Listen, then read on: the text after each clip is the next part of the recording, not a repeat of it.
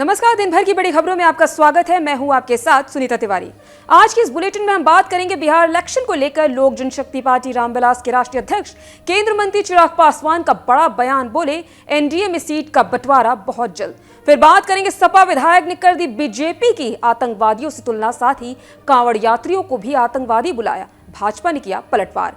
और बुलेटिन के आखिर में बात होगी प्रधानमंत्री नरेंद्र मोदी घाना के दौरे पर। घाना की संसद को किया संबोधित। बोले यह ऐसी भूमि जो लोकतंत्र की भावना से भरा हुआ है।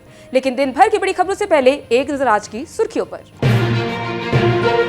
प्रधानमंत्री नरेंद्र मोदी ने घाना दौरे पर कई ऐतिहासिक समझौते किए। इनमें सबसे महत्वपूर्ण रेयर अर्थ मिनरल्स की माइनिंग से जुड़ा करार। पिछले 3 दशकों में किसी भारतीय प्रधानमंत्री का यह पहला दौरा। उत्तर प्रदेश की योगी सरकार ने लखनऊ में कैबिनेट की महत्वपूर्ण बैठक की। सीएम योगी की अध्यक्षता में हुए इस बैठक में राज्य से जुड़े 30 अहम प्रस्तावों पर लगी मोहर। आदित्य ठाकरे को बड़ी राहत। दिशा सालियान डेथ केस में आदित्य ठाकरे को मिली क्लीन चिट। हाई कोर्ट ने कहा उनके खिलाफ कोई सबूत नहीं मिला। बागेश्वर धाम में बड़ा हादसा। बाबा के जन्मदिन में शामिल होने आए थे श्रद्धालु, एक की मौत, 10 से अधिक लोग घायल।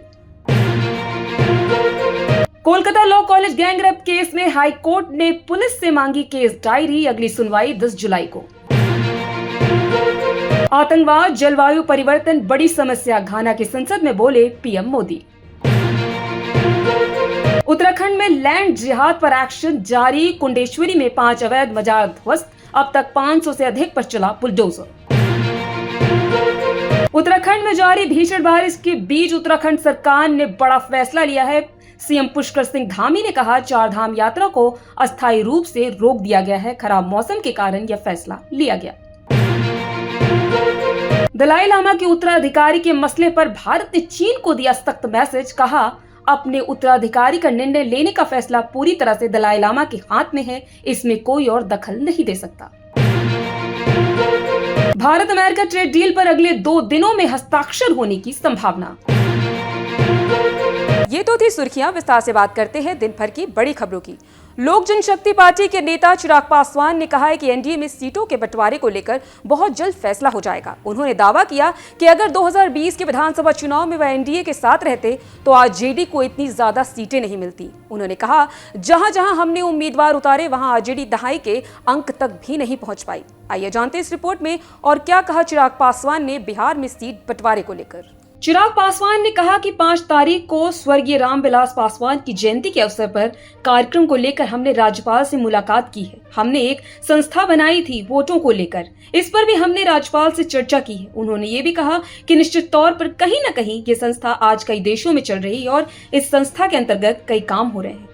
एक यूनिवर्सिटी का भी निर्माण चल रहा है जिसमें बिहार फर्स्ट की बात कही जा रही है। गौरतलब है कि केंद्र मंत्री जीतन राम मांझी के उस बयान पर जिसमें उन्होंने कहा था कि चिराग पासवान अनुभवहीन नेता है, उन्होंने कहा कोई दिक्कत नहीं, मांझी जी हमारे अभिभावक हैं, वो कुछ भी बोल सकते हैं और कुछ भी कर सकते हैं। मुझे उनकी बात का किसी भी तरह का कोई बुरा नहीं लगता और मैं उनसे हमेशा आशीर्वाद लेता रहता हूँ। उन्होंने कहा कि विपक्ष को इन सब बातों से खुश नहीं होना चाहिए कि हम लोग एकजुट हैं। प्रधानमंत्री को घाना के सबसे सर्वोच्च पुरस्कार से नवाजे जाने पर उन्होंने कहा मुझे गर्व है कि मैं ऐसे प्रधानमंत्री के साथ काम करता हूं। वो जहां भी जाते हैं उन्हें सर्वोच्च पुरस्कार से नवाजा जा रहा है और हमें गर्व होता है हम ऐसे प्रधानमंत्री पर। समाजवादी पार्टी, कांग्रेस और एआईएमआई नेताओं ने कांवड़ यात्रा पर विवादित टिप्पणी कर राजनीतिक माहौल को गर्म कर दिया है। भाजपा ने कहा कि विपक्ष के सभी दल एक एक कर कांवड़ यात्रा पर आपत्तिजनक बयानबाजी कर हिंदुओं की भावनाओं का अपमान कर रहे हैं और ऐसा करके एक वर्ग को खुश करने की कोशिश कर रहे हैं। पार्टी ने कहा कि यदि समाजवादी पार्टी और कांग्रेस नेताओं में हिम्मत है तो वे दूसरे धर्मों पर इसी तरह की टिप्पणी करके दिखाएं। आइए जानते हैं इस रिपोर्ट में क्या है पूरा मामला। भाजपा के राष्ट्रीय प्रवक्ता शहजाद पूनावाला ने गुरुवार को यानी आज कहा कि पहले समाजवादी पार्टी के सांसद ने कांवड़ यात्रियों को आतंकवादी बताया। इसके बाद समाजवादी पार्टी के ही नेता रविदास मेहरोत्रा ने भाजपा को आतंकवादी करार दे दिया है। बता दें कि इस विवाद की शुरुआत कांवड़ मार्ग पर कुछ हिंदू संगठनों द्वारा उत्तराखंड में कांवड़ यात्रा मार्ग पर भोजनालय मालिकों की कथित तौर पर धार्मिक पहचान के लिए कुछ दुकानदारों के पैंट उतरवाने के साथ हुई थी। हसन ने बुधवार को इस घटना को आतंकवाद का एक रूप बताया था। सावन माह में होने वाली कांवड़ यात्रा एक वार्षिक तीर्थ यात्रा है जिसमें लाखों की संख्या में श्रद्धालु भाग लेते हैं ओवैसी और दिग्विजय सिंह लगातार कांवड़ यात्रियों के विरुद्ध बोल रहे हैं। उन्होंने कहा, ऐसा करके विपक्ष यही संदेश देना चाहती है कि उसे हिंदुओं की जन भावनाओं से कोई सरोकार नहीं है। वहीं दूसरी तरफ विश्व हिंदू परिषद के राष्ट्रीय प्रवक्ता विनोद बंसल ने कहा कि कांवड़ यात्रियों की धार्मिक भावनाओं का अपमान करने का अधिकार किसी को नहीं दिया जा सकता। उन्होंने कहा कि नाम बदलकर धोखा देने वाला किसी कीमत पर भी स्वीकार नहीं किया जाएगा। जिसे भी व्यवसाय करना है वह अपने असली नाम और असली पहचान से करे। नाम बदलना यह दिखाता है कि ऐसे लोग दूसरे लोगों की धार्मिक भावनाओं को चोट पहुंचाना चाहते हैं। भारत के प्रधानमंत्री नरेंद्र मोदी घाना के दौरे पर हैं। प्रधानमंत्री नरेंद्र मोदी 30 साल बाद घाना की यात्रा करने वाले पहले भारतीय प्रधानमंत्री बने हैं। बुधवार को घाना पहुंचने पर राष्ट्रपति महामा ने हवाई अड्डे पर पीएम मोदी का गर्मजोशी से स्वागत किया था। प्रधानमंत्री मोदी को गॉर्ड ऑफ ऑनर के साथ 21 तोपों की सलामी भी दी गई थी। आइए जानते हैं इस रिपोर्ट में क्या कुछ और है इस खबर में। भारत और घाना ने प्रधानमंत्री नरेंद्र मोदी और घाना के राष्ट्रपति जॉन ड्रैमनी महामा की मौजूदगी में 4 समझौतों पर हस्ताक्षर किए हैं। प्रधानमंत्री मोदी का घाना की संसद में संबोधन भी शुरू हो गया था।